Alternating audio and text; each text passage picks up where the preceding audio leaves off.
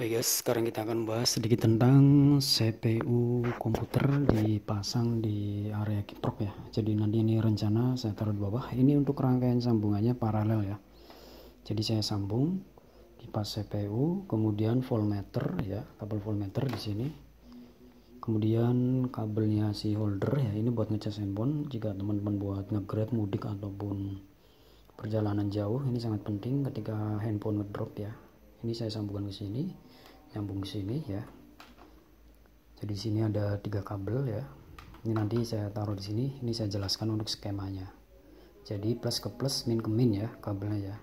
Ini saya solder ya. Teman-teman harus pakai solder ya, supaya lebih kuat. Baru nanti disolasi. Ini sementara saya ikat ini buat contoh video. Nanti saya rapikan ke sini setelah saya pasang saklar khusus ya. Kalau untuk kunci rahasia yaitu pada bagian sini guys. Ini pakai saklar gerenda. Jadi ketika ini dijebol pun dia tidak akan connect. Itu udah saya bahas. Sekarang kita bahas pendingin kiprok. Apakah bekerja atau tidak, apakah menyala atau tidak ya. Jadi nanti ini menyala tiga-tiganya.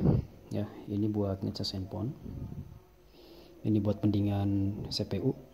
Kemudian ini buat deteksi arus kiprok ataupun aki ya.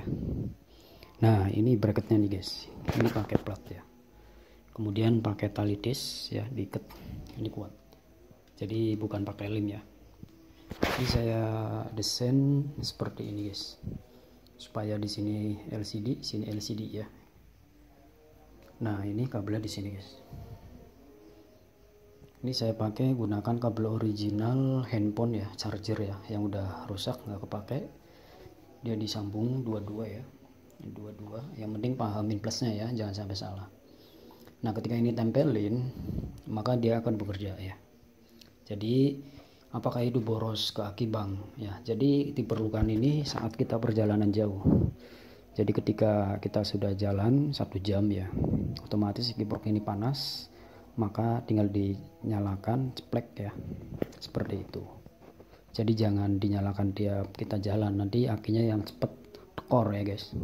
Jadi kalau pada saat jalan itu ya arus dari kiprok itu pengisian bisa keambil oleh si komponen 3 ini. Nah, sekarang coba kita colokin. Ini yang min udah saya tancepin, udah saya baut ya. Ini yang plus belum ya. Jadi buat contoh dulu, kita tempelkan dulu ya. Nah, dia berputar, dia nyala, aki 12 ya. Berputar ya, 12. Ini pun nyala tuh. Kita lepas.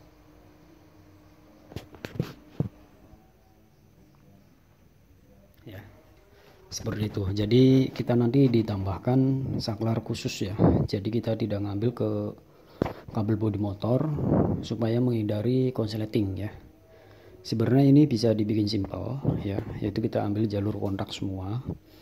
Cuman nanti resikonya ada beberapa komponen yang ini konslet, nggak kuat panas, ataupun ini nanti yang lain ikut trouble. Makanya saya buat jalur khusus melalui aki langsung.